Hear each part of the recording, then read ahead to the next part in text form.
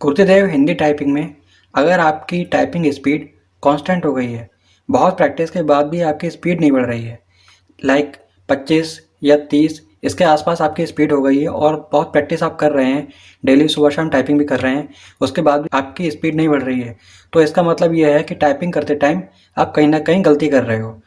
तो वो गलती क्या हो सकती है, आज हम उसी के बारे में बात करेंगे। सो गाइस, यहाँ मैं आपको बता दूँ कि ऐसा हो सकता है कि आप कीबोर्ड देख करके टाइपिंग कर रहे हो। सो गाइस, यहाँ मैं आपको बता दूं कि आप कीबोर्ड केवल दो कंडीशन पर ही देख सकते हैं। सबसे पहली कंडीशन है, जब आप आल्ट कोड लगा रहे हो तब आप कीबोर्ड देख सकते हैं, क्योंकि आल्ट कोड बहुत ही आराम से और कीबोर्ड को देखकर लगाना चाहिए। और दूसरी कंडीशन ये है कि जब आप नंबर रो का यूज़ कर रहे हो तब आप कीबोर्ड देख सकते हैं, क्योंकि नंबर रो पर उतनी जल्दी कमांड नहीं बन पाती है।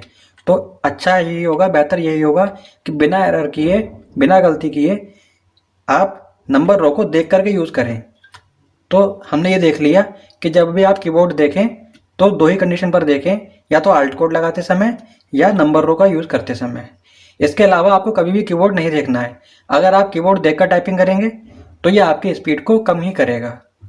इसके अलावा दूसरी बात ये है कि ऐसा भी हो सकता है कि आप टाइपिंग के समय बहुत ज़्यादा एरर कर रहे हो या बहुत बार बैक स्पेस का यूज़ कर रहे हो।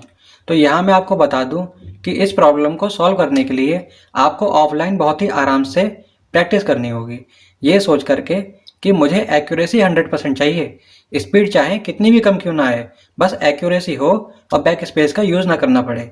इस तरह से आप अगर प्रैक्टिस करेंगे तो स्टार्टिंग में आपको प्रॉब्लम तो होगी, लेकिन कुछ टाइम के बाद आपको खुद एहसास होगा कि आपकी एक्यूरेसी काफ़ी अच्छी हो गई है।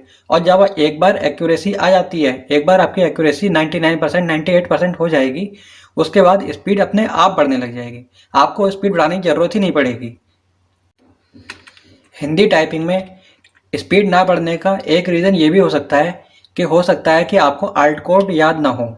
तो इसका तरीका ये है कि आप ऑफलाइन प्रैक्टिस करें, न्यूज़पेपर या बुक से आर्टिकल को लें और जहाँ भी आपको आल्ट कोड पर अटक जाएं तो वहाँ पर बहुत ही आराम से उस आल्ट कोड को खोजें और उसी शब्द को आल्ट कोड लगाकर कम से कम 5 से 10 बार तक प्रैक्टिस करें।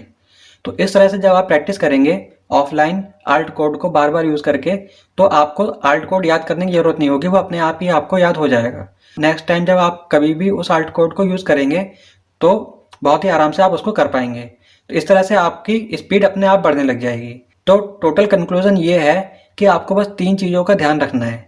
सबसे पहली बात यह है कि कभी भी कीबोर्ड को देखना नहीं है। दूसरी बात यह है कि एरर जितनी हो सके कम से कम करनी है या बिल्कुल नहीं करनी है, चाहे स्पीड कितनी भी कम क्यों ना है। और तीसरी बात यह है कि आल्ट कोड आपको याद होने चाहिए, लगभग सभी आल्ट कोड याद होने चाहिए, या मोस्ट इंपॉर्टेंट आल्ट कोड जो है वो तो याद होने ही चाहिए। और आप कभी भी आल्ट कोड पे अटके ना, और ऑफलाइन ही हमेशा प्रैक्टिस करें। कभी भी किसी सॉफ्टवेयर लाइक सोनमा या किसी वेबसाइट पर प्रैक्टिस ना करें। इन वेबसाइट या सॉफ्टवेयर पर प्रैक्टिस आप तभी करें जब आपको ये देखना हो कि मेरी स्पीड कितनी आ रही है। इस तरह से आप सोच सकते हैं कि एक हफ्ते में एक बार या 3 दिन में एक बार आप सॉफ्टवेयर पे या वेबसाइट पे प्रैक्टिस कर सकते हैं, जस्ट मेज़र करने के लिए कि आपकी स्पीड और एक्यूरेसी कितनी इम्प्रूव हुई है और क्या आपको करना बाकी है। तो इस तरह से जब आप प्रैक्टिस करेंगे तो निश्चित ही आपकी स्पीड बढ़ेगी और बहुत ही कम समय में आपकी स्पीड बहुत अच्छे से बढ़ जाएगी।